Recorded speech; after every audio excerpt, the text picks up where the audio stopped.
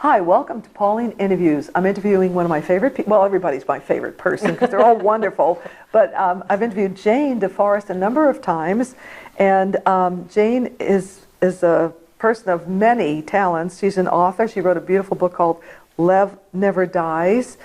She's a psychic artist. She's an artist, period. She's an animal communicator. We did an interview on animal communication. But she also has visited what we call sacred sites.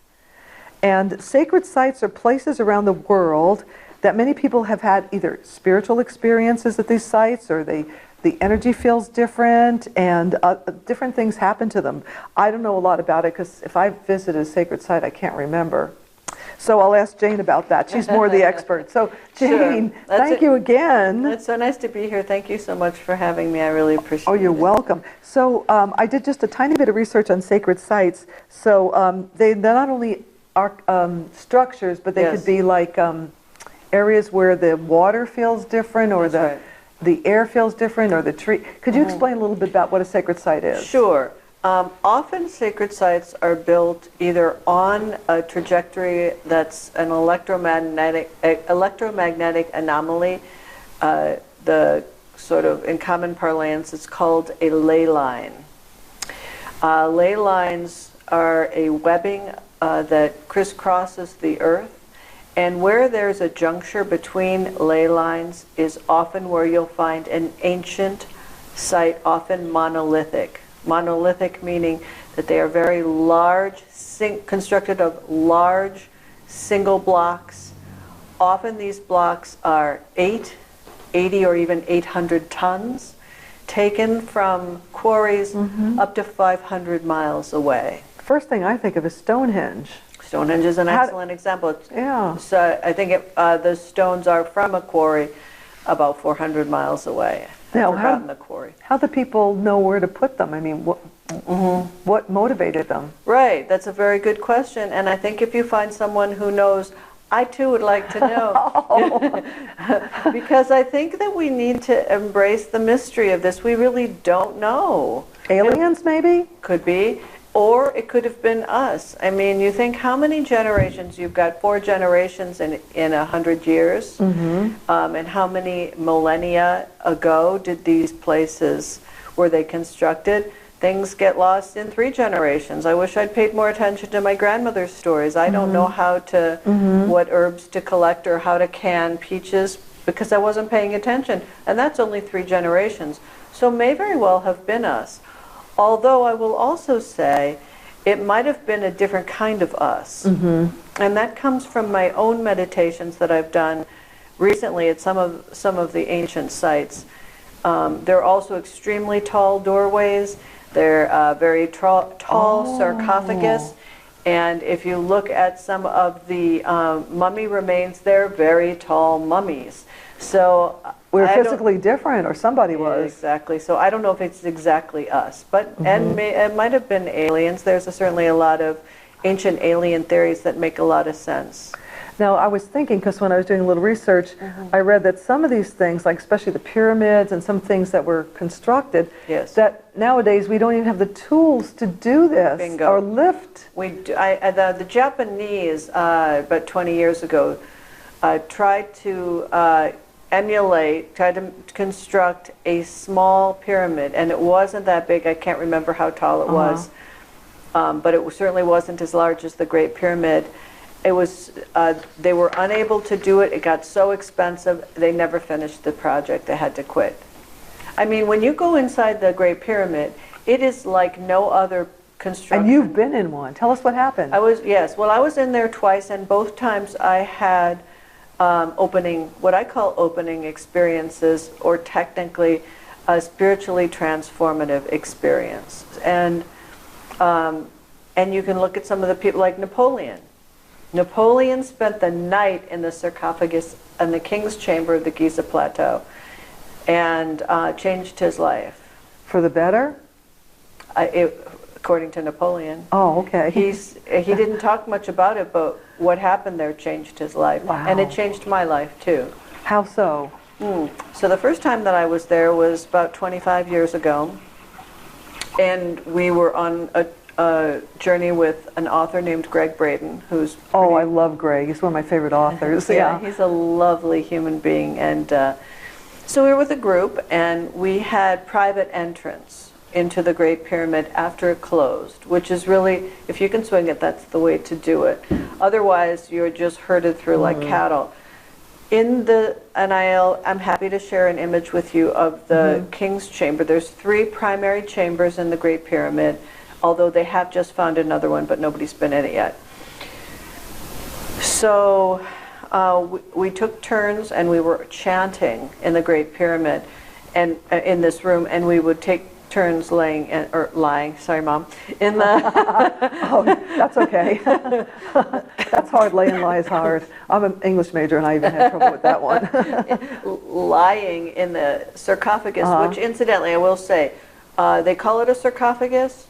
I try to refer to it as a granite box. It's a rose granite box, which is 50% crystalline structure. So that makes a difference. There's energy in the crystals, right? 50%. Yeah. I mean, wow. crystals we use in for telecommunications, right? And for watches and so forth. So it's in chips. So no mummy was ever found, and we call it a sarcophagus. No mummy was found, and by the way, no mummy was ever found in any of the 22 pyramids that they call the Band of Peace that goes from this all the way down. So was it a tomb? Yeah, so you're suggesting Question mark? Yeah, we thought they were, but maybe no. Yeah, I will tell you, I took my phone in there, and I was so happy that I was able to get it in there, because you're not supposed to take it in there. But I wanted you were doing an experiment, right? I wanted to take a picture, but I was at 3%, and I was like, gosh, how stupid. But anyway, my daughter held it up. This was later. We went back several years ago, and she held it up, and we watched as the numbers charged in midair. Oh my God, you were charging your phone. Charged my phone in midair. Now, this isn't a story I heard someone tell. This was my experience. This is not hearsay. Yes. I say less than 5 minutes. My daughter says less than 3 minutes, and the phone was charged at 100%. Wow. That's interesting. It's very interesting. But anyway, meanwhile, back at the ranch, when I was in the sarcophagus the first time, we had about 33 people who were chanting around in a circle. So I mean to say it was certainly, you were achieving a sense of an altered state of consciousness. That's why you chant. I was going to ask you why you were chanting. You were, Yeah. I'm not sure why, but it altered the space. It's the resonance, the intention, the voices together. I'm not sure, but it altered the nature of the space. And I had a vision that was one of my primary opening experiences of my life. What I saw was a 3-dimensional green egg, and it was in a puzzle. And I felt a presence.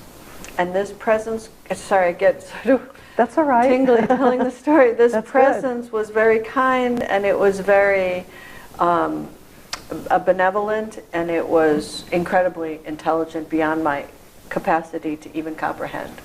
An angel possibly, a guardian, I don't know what it was, and I try not to name things because it flattens it, but this being told me that I was witnessing the shape of the universe, and that the universe was incredibly elegantly simple and intricately complex, and it was intelligent, it was a living so not only did I have this breakthrough, but I had this experience, which is really what I believe that the chamber was used for, was for having a personal relationship to the divine. That's a different story. I ended up doing some research about it. The cosmic egg is a ubiquitous idea. Not only does it go back to the ancient Egyptians, but many cultures around the world that are seemingly unrelated. And this egg, if you look at an ankh, you've got an egg on top of a cross. You look at a what? An ankh is... I'm not sure what that is. It's an ancient Egyptian symbol that looks like a cross, except there's a loop in the shape of an egg. So I believe what was being communicated to me is that that egg is the Logos, is Sophia, the undifferentiated word of the divine before it comes into matter. I believe that was the understanding of it. Interestingly enough, at that same time, there was a man on the trip who is in the book, and I write about this story.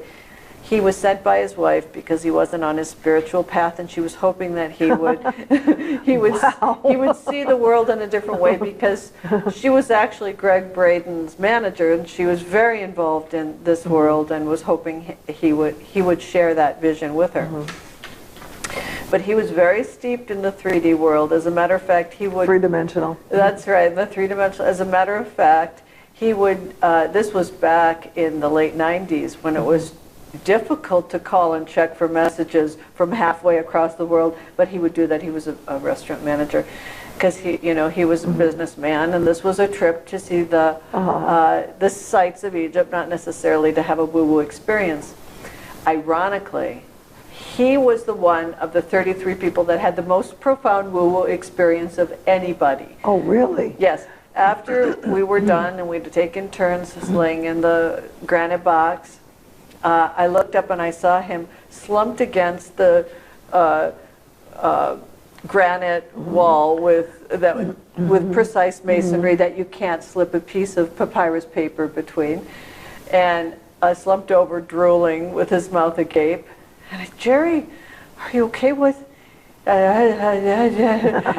Finally he said the light. He had seen with his eyes open a beam of light coming out of each person's head, about 33 people, oh, wow, culminating in a single beam that went up through the top of the pyramid. Wow. And he said it would break, and the energy in the circle would break when someone would take turns and we were all holding hands, let go of the hands and get in the box. And he said he tested with his eyes closed and he was able to tell exactly where it was. But of all the people, this man who didn't come for a spiritual experience had the most profound one. Changed his life, and he went home and he quit his job and he joined his wife in her spiritual bookstore and managed it. How did it change your life? Or did it? Change my life? Yeah. It gave me my first, most powerful experience with the divine. A personal experience with the divine. Being classic born again. So that I wasn't reading about what God was like or a spiritual being. I wasn't taking anybody's word for it. It was my knowing. Yeah. After that, it was unequivocal. I know that there's something greater than myself that's benevolent and with whom I have a relationship. Now, that was your experience. Now, there were early shrines set up years ago, well, thousands of years ago, to celebrate the spirits of the earth. Yes. So it is a very spiritual thing. There are temples, mosques, shrines were built to work with the energy of the earth and accomplish this by the way they were built. Yes. I read this in your book, I think, or no, on the internet, with universal harmonic, rhythmic, proportional laws to gather, magnify, and radiate the energies of these places. So these buildings were built specifically to channel the energy. Could have been. And also, besides, and so it came up with sacred geometry, a cluster of power places that were specific in geographical regions. That's right. So you talked about that originally. So besides buildings like you were in, but we talked about maybe lakes and trees and other natural things on the earth where these energies anomalies. Where these anomalies occur. I think in Oregon there's a place, the vortex. And you can Google that. I mean, it's not exotic. You can Google electromagnetic anomalies of the Earth, and you can see it isn't consistent. No. And it's different at different times of year. Yeah, well, that comes into astrology, too. Spring which and I'm going to talk to an astrologer. Well, maybe I could sneak that in. Spring and fall equinox have the highest electromagnetic anomalies of any other time of year. It's interesting. So we're going to wrap this up, but why would people visit these sacred places? To gather this energy, to get more spiritual experiences? You could. Their pilgrimages to the sites? Absolutely. Anyway, there's so much to it. We could go on, but we won't. We'll just have you go ahead and, watch the interview. If it really touches your heart or you want to learn more, there's a lot on the internet about sacred sites, and it's really exciting. Maybe we can do a follow-up interview sometime. I hope so. There's a lot to talk about. Oh yeah, I think it's really exciting. I've never been to the pyramids, but God, the pyramids are the last remaining of the ancient wonders of the world. Wow, they It's the are? only one left. Really? Really. What happened? They've all been destroyed. Well, I hate to end on a bad note. Let's end on a good note.